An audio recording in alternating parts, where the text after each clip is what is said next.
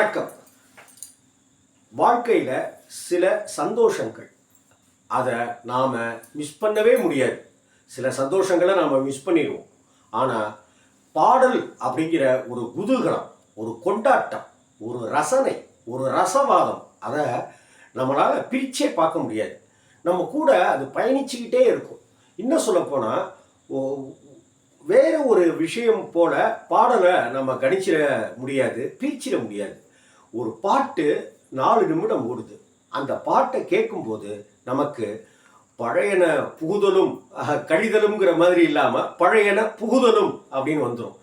அந்த பாட்டை எந்த படத்தில் வந்துச்சு, எந்த தேட்டரில் அந்த படத்தை பார்த்தோம், யார் கூட பார்த்தோம், அப்போ நமக்கு என்ன வயசு, எத்தனாவது படிச்சுட்டு இருந்தோம் அப்படின்னு பல நினைவுகளை கிளறி விட்டு அது ஒரு சுகானுபவம் அப்படின்னு தான் சொல்லணும்.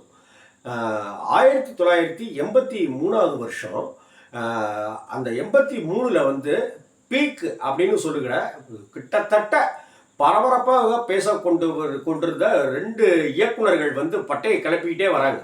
அப்போ ஒரு பக்கம் பாக்யராஜ் சார் கொண்டாடப்பட்டு கொண்டிருக்கிறார், இன்னொரு பக்கம் பாக்யராஜுக்கு அந்த வரிசையில் டி ராஜேந்தரும் கொண்டாடிட்டு இருக்காங்க. டி ராஜேந்தர் படங்கள் சூப்பர் டூப்பர் ஹிட் ஆகுது, அதே போல் பாக்யராஜ் சாருடைய படங்கள் சூப்பர் டூப்பர் ஹிட் ஆகுது. இதில் என்ன சுவாரஸ்யம்னா, பாக்யராஜ் தன்னுடைய படங்களுக்கு உண்டான பாணி அப்படின்னு வச்சிருக்கிறது வேறையாகும், டி ராஜேந்தர் அவர்கள் வச்சுட்டு இருந்தது வேறையாகவும் இருந்தது. எதுக்காக அப்படி ஒரு இணை கோட்டில் அப்படி வச்சுருந்தாங்க? கமல் ரஜினி அஜித் விஜய் அப்படிங்கிற மாதிரி, எம்ஜிஆர் சிவாஜி மாதிரி எப்படி பாக்யராஜ் டி ராஜேந்தர் வந்தாங்கன்றது எனக்கு தெரியல. அதுக்கப்புறம் யோசிச்சு பார்க்கும்போது பல விஷயங்கள் காரணமாக இருக்கலாம். ஏன்னா அந்த காலத்தில் டைரக்டரே நடிகராக அப்படின்னு இருந்தது பாக்யராஜ் சார், டைரக்டராகவே நடிகராக இருந்ததுங்கிறது டி ராஜேந்தர் சார். இன்னொரு விஷயம், பாக்யராஜ் சார் எம்ஜிஆரை பின்பற்றி ஏடிஎம்கேக்காரன்னு அப்படின்னு ஒரு அடையாளத்தோடே இருந்தார். அதே போல் டி ராஜேந்தர் கலைஞர், அவர் தான் தலைவர் அப்படின்னு சொல்லி டிஎம்கேக்காரரு அப்படின்றத வச்சுருந்தார். இது கூட ஒரு காரணமாக இருக்கலாம். ஆனால் பாக்யராஜ் படத்துக்கு டிஎம்கேக்காரங்களும் படம் பார்த்தாங்க, டி ராஜேந்தருடைய படங்களுக்கு எம்ஜிஆர் கட்சியை சேர்ந்த அதிமுகவினரும் படம் பார்த்தாங்க. அதனால தான் நம்மளால் இன்றைக்கும் அவங்கள அந்த லெஜெண்டை நம்மளால் மறக்க முடியல. 1983 வருஷத்தில் டி ராஜேந்தர் ஒரு படம் எடுக்கிறாரு. அந்த படம் பட்டி தொட்டி எங்கும் பேசப்படுது. கிட்டத்தட்ட நான் 9th 10th அந்த மாதிரி தருணத்தில் இருக்கேன் நான். அந்த படத்தை பார்க்க போய் டிக்கெட்டு கிடைக்காமலே நான் ஒரு 7-8 தடவை வந்திருப்பேன். நான் சென்னைக்கு நான் லீவுக்கு வந்திருந்த சமயத்தில் எங்கள் அத்தை பையன் கூட்டிகிட்டு கிருஷ்ணவேணி தேட்டரில், டி நகரில் பஸ் ஸ்டாண்டுக்கிட்ட கிருஷ்ணவேணி தேட்டரில் அந்த கூட்டிகிட்டு போனோம். அதுக்கப்புறம் இந்த படத்தை நான் 7-8 முறை 10-12 தடவைலாம் பார்த்தேன். அதுக்கப்புறம் செகண்ட் ரிலீஸ்லாம் அந்த படம் பார்த்தேன். அந்த படத்தினுடைய தலைப்பு கிட்டத்தட்ட இந்த பாட்டை நான் என் அப்பாவுக்கு டெடிகேட் பண்ணுறேன், இந்த பாட்டை என் அண்ணனுக்கு டெடிகேட் பண்ணுறேன் அப்படின்னு சொல்கிறது போல் இந்த படத்தினுடைய தலைப்பையே தன்னுடைய மனைவிக்கு டெடிகேட் பண்ணுற விதமாக தான் டி ராஜேந்தர் சார் பண்ணியிருப்பார். டி ராஜேந்தர் சாருடைய மனைவி பேர் உஷா அப்படிங்கிறது நமக்கு தெரியும் தானே? கரெக்ட். உயிருள்ளவரை உஷா அப்படிங்கிற அந்த படத்தை பற்றி, அந்த பாடலை பற்றி தான் இந்த வாழ்வெல்லாம் பாட்டில் பேச போகிறேன். இன்னும் சொல்லப்போனால், என்னுடைய டீன் பருவ நாட்களில் என்னை போலவே இருக்கிற பல இளைஞர்களுக்கு டி ராஜேந்தர் பாட்டுங்கிறது அது அந்த காதலை இன்னும் நமக்கு உள்ளார உணர்த்துவதற்கான, ஃபீல் பண்ணுறதுக்கான விஷயமா அது ரொம்பவே கை கொடுத்தது.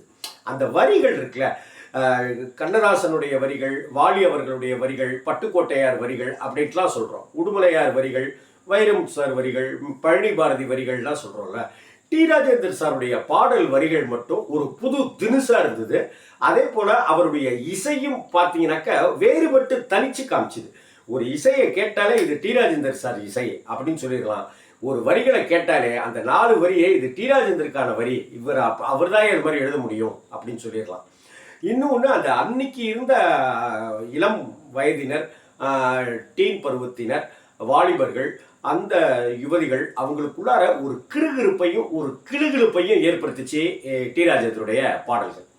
அந்த வகையில் எனக்கு ரொம்ப ரொம்ப பிடித்த பாடல் அப்படின்னு சொல்லி, என் வாழ்நாளெல்லாம் நான் அடிக்கடி முணுமுணுத்துக்கிட்டு இருக்கிற பாடல்னு சொல்லி, இந்த உயிருள்ளவரை உஷா எல்லா பாடல்களுமே ஹிட்டு தான்.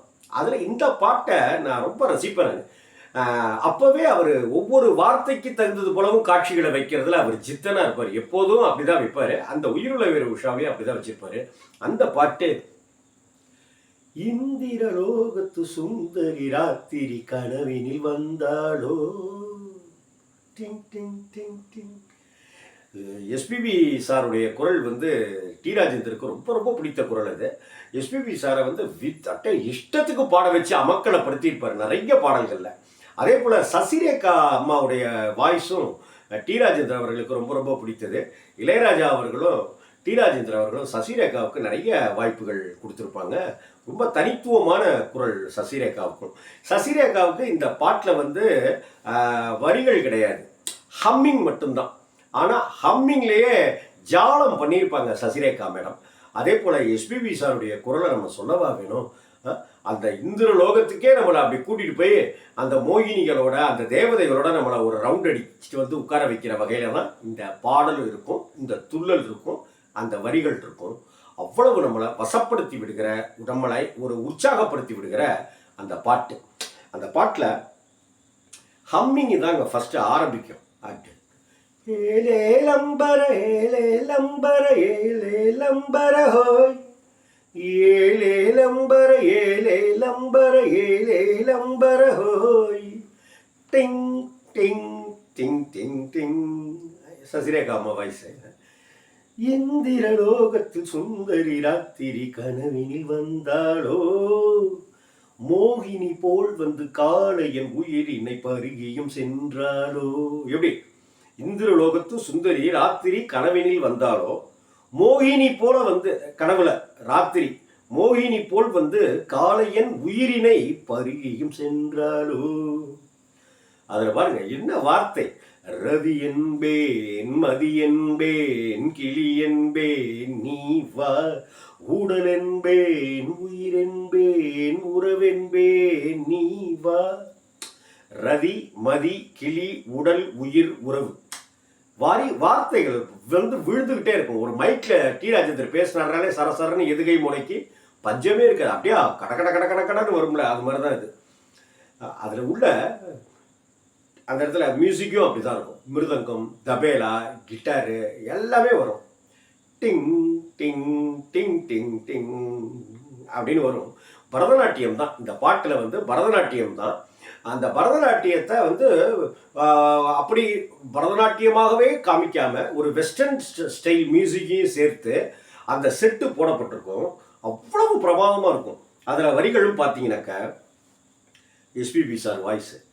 தென்றல் அதன் விலாசத்தை தன் தோற்றம் அதில் பெற்று வந்தவள், மின்னல் அதன் உற்பத்தியை அந்த வானத்துக்கே கற்றுத்தந்தவள். தென்றலுடைய விலாசத்தை தன் தோற்றத்தில் வச்சிருக்கிறாளாம். அப்படி ஒரு நளினம், நளினம். அதே போல மின்னலதன் உற்பத்தி, மின்னல் எங்க? வானத்துல தானே, மேகத்துல தானே. மின்னலதன் உற்பத்தியை அந்த வானத்துக்கே கற்றுத்தந்தவள். அடுத்த வரி பாருங்க.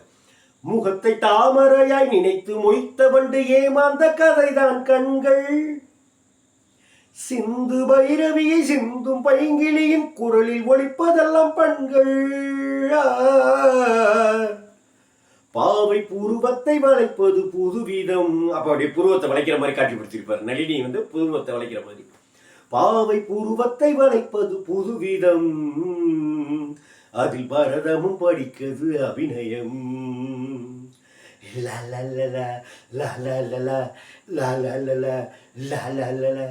அப்படின்னு இந்திரலோகத்து சுந்தரி அப்படின்னு வரும். அம்பிங்கெலாம் எஸ்பிபி இருக்கும். நளினி அப்படிங்கிற ஒரு அழகான தேவதைய அப்படி ஒரு அம்சமா, ஒரு தெய்வாம்சத்தோட, ஒரு மகாலட்சுமி மாதிரியும் ஒரு தேவதை மாதிரியும் அந்த கனவு கோட்டையில அந்த உலகத்துக்குள்ளார நம்மளை சஞ்சரிக்க வச்சிருப்பாரு.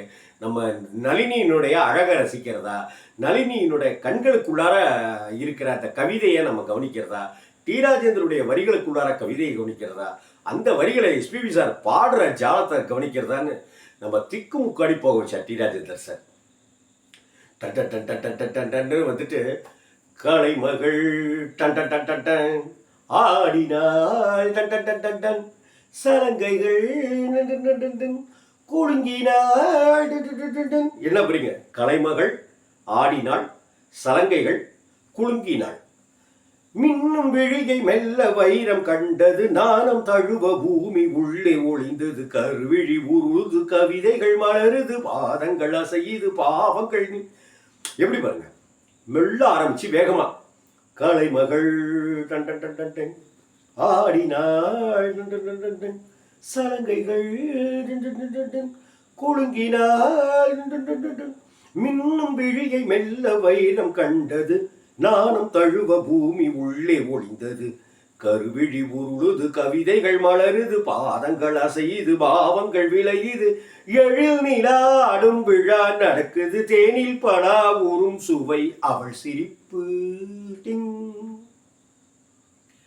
பொன்னுருகும் கண்ணம் குழிய ஒரு புன்முறுவல் சிந்தி சென்றாள் இந்த மானிடனும் மயங்கி விட்டான் அந்த மானிடமே மனதை விட்டான் அமுதம் என்ற சொல்லை ஆராய்ச்சி செய்வதற்கு அவனியில் அவளே ஆதாரம் பாண்டிய பேரரசு பார்த்து வியந்ததொரு முத்துச்சரங்கள் இதழோரம்.